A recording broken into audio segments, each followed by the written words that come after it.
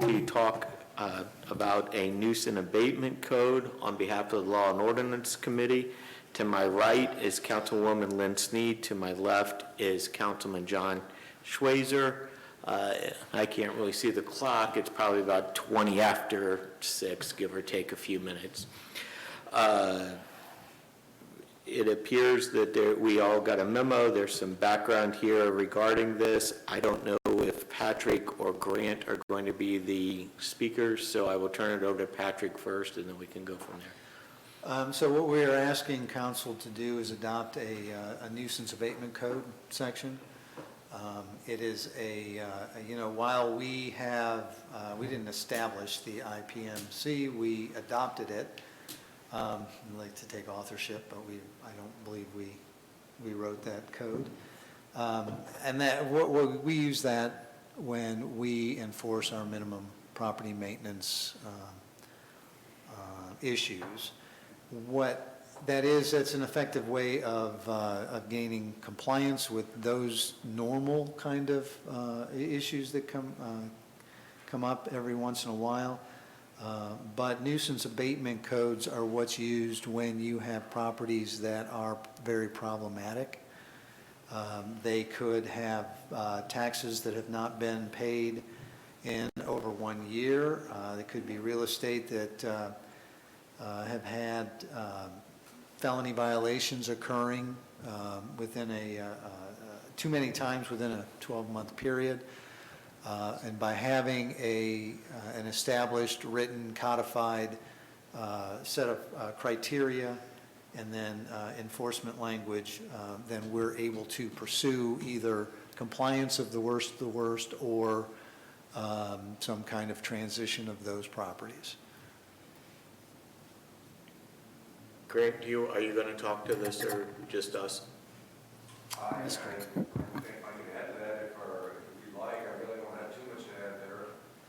But maybe here's some questions that I think that at least came to my mind that I've talked to Patrick about, but I'll just for the record come back to you. So the purpose of this isn't necessarily to extend our maintenance review. As you will recall, and I know it was before Patrick, there was a period of time and some council people that were very, how can I say it, strict, aggressive on their maintenance.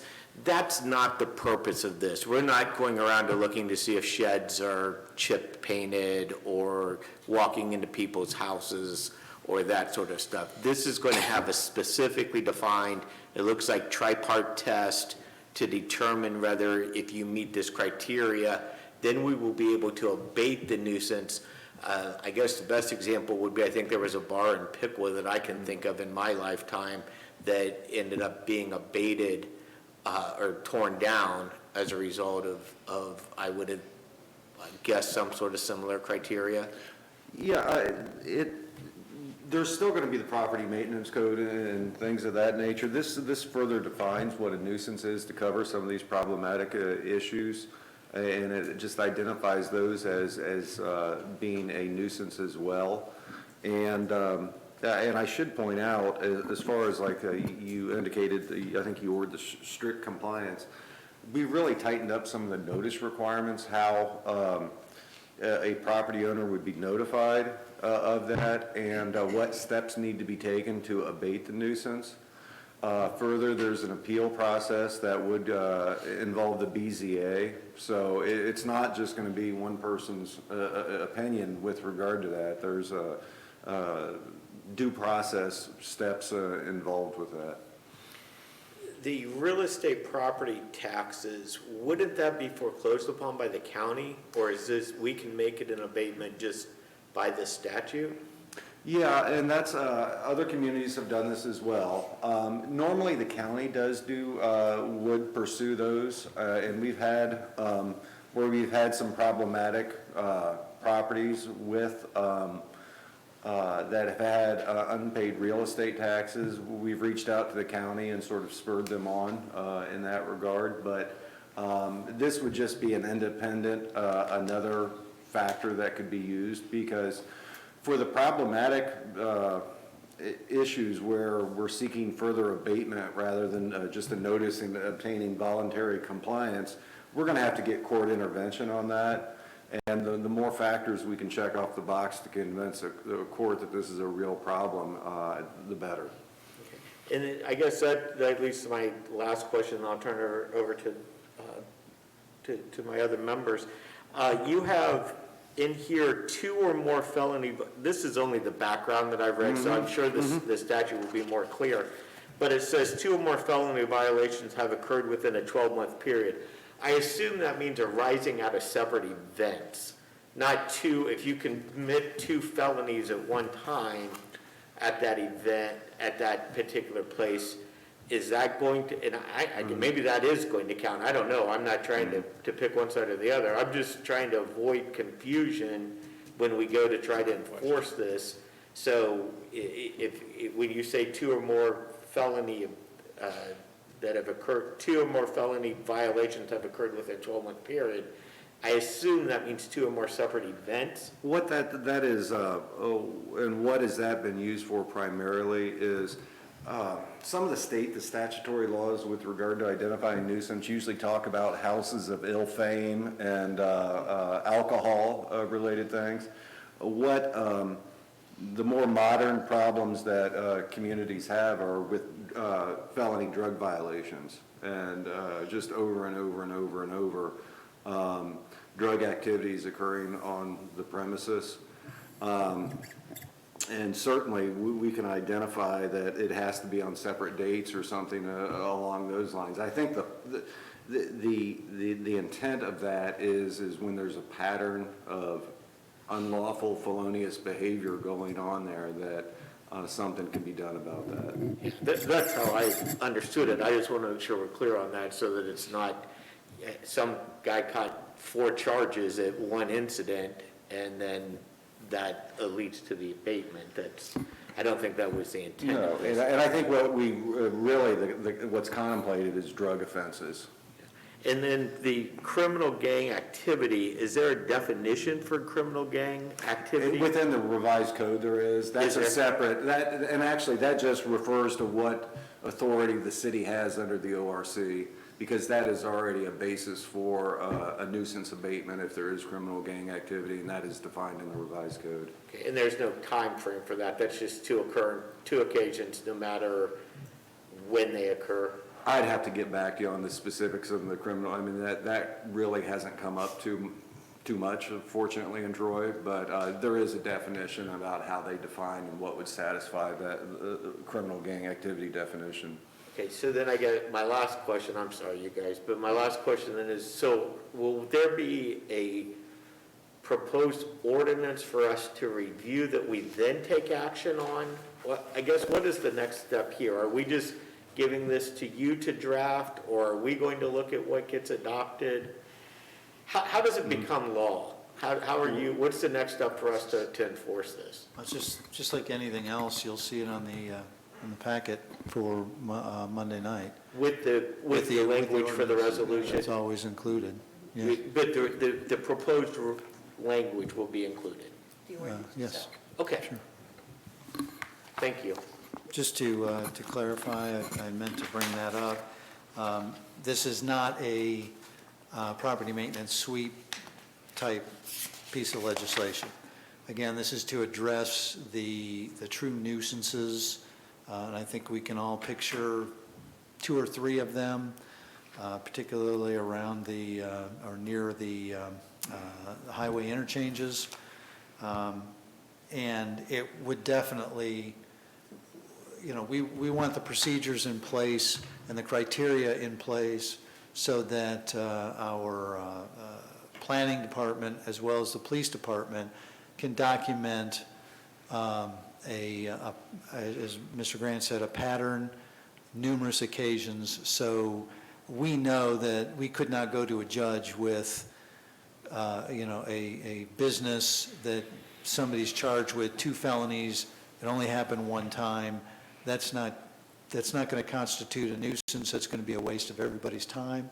But if we can document over time that there's repeated violations, and they're of a felony nature, or there's criminal gang activity, any number of things, and then we can file into court and get them closed down, get them to comply, effect a demolition, whatever the best course of action is. Thank you. Mr. Schweizer? Yeah. And you touched on it a little bit. If the paramedics are called to a specific address and they went multiple times, would that fall under the felony violation portion of this? Would the police always go when something like that happens? Well, just because there's an emergency response, our EMS responds doesn't necessarily mean there's a crime involved. Many times there might be, but it's why they were called and whether or not there's a criminal charge that came out of it. If it's an overdose, that is a crime. If there are repeated overdoses and the property is allowing that kind of behavior to continue, then they could be liable. They could be, I guess, brought up on charges or cited, whatever the appropriate term is, under the nuisance abatement code, and then we would move forward with the process. Okay.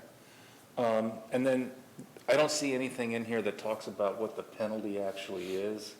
In other words, if somebody gets called out to some house, let's say, and they go 2 or 3 times within a year period, what would be the penalty for something like that? Well, right now, what has been contemplated and at least discussed is to have like a menu of options available, because a nuisance can involve a lot of different things. So we would leave on the table the criminal penalty, and I would anticipate that would be like a 4th-degree misdemeanor, one of the lowest level misdemeanors on that, because at least my experience in dealing with any sort of nuisance abatement, the goal from the city perspective is always just to obtain compliance. Sure. And sometimes a low-level misdemeanor is required for that. There's also a contemplation of what would be like a civil penalty as well, and that would more would be for a situation in which there is just repeated non-compliance, because if there was stacks of old tires out there or something like that, it may make more sense to approach it from a civil penalty perspective. And then further, and most importantly, there's going to be a component where the city could obtain adjunctive relief. That would the application would have to be made with a court and ask for specific remedial measures to be taken, and that's what, if they're talking about, you mentioned the bar in Pickle or something like that. I think that was ordered to be closed for a year as part of the injunctive relief, what the court can do with regard to that. Now, obviously, just so what at least was being contemplated like as a menu where, depending upon the circumstances, you could just pick the best course of action. But all of it would really start with just a notice saying, here's a violation and here's your opportunity to abate the violation. Would this apply to renters or landlords? It could apply to either, whoever has control of that. So it would be, because either way that could occur. But again, I'm guessing that the facts and circumstances of the particular case would dictate who notice would go to. Okay, I have nothing else. Thank you. Ms. Snee? Just a question about the timeline of approval that you touched on. Does this require just simple approval by council, any kind of public hearing, or the ordinance? Yeah, this is just the ordinance, right? There is no public hearing Okay. or anything like that. And then my other question is, as far as going forward with the tracking of this, does that primarily involve the public safety departments or the planning department? I mean, who's keeping the spreadsheet, so to speak, of the properties that have continued violations? It really would depend on what type of violation it is, but the planning department has and would continue to coordinate with PD and vice versa. Okay. That was my only You know, question. luckily, we don't have too many of these, so we shouldn't have file cabinets full, but we may have a small file drawer of identified properties that we really need to step it up on. Okay. That was all I had. Thank you. Anybody from council have any? Mr. Phillips? Thank you. This is much like adopting the Uniform Building Code or something like that. Same type of document. It's a large document that fire codes and things like that we put into our ordinances. Is that correct? It's really supplementing those codes. Right. Building code, the fire code, the property maintenance code. This just gives a lot more teeth to it and more options to deal with the really difficult issues. It said, and this could also include the health department or other agencies on the It outside of the certainly city. could, if there was a crime involved, there could. Would the county necessarily have to adopt this also in order for them to get involved in enforcement action or assisting? No, we have a contract with them as our health district. And I'm contemplating off of what you had said earlier where this might be applicable, but have we had issues with similar properties that we have been unable to abate or rectify? We've got, let me put it this way. We have kept and started accumulating documentation. Whenever we approach the property, we get minimum temporary compliance, but sometimes it feels like we're chasing our tail. And so by putting this code in place, we feel that we can just push the issue farther. We are not alone. This is not something that we're doing. This is not unique to us. We took the best language from several of our neighboring communities, Vandalia being one. You might recall about a month ago, that they are in a case right now. They do have a fairly strong, comprehensive nuisance abatement code. We had been talking to them and got their language. Columbus also has a very aggressive, they have an entire division of their prosecutor's office dedicated to these kinds of cases, Columbus being just a little bit larger than Troy. But they do have, again, some good practices and good language in their code.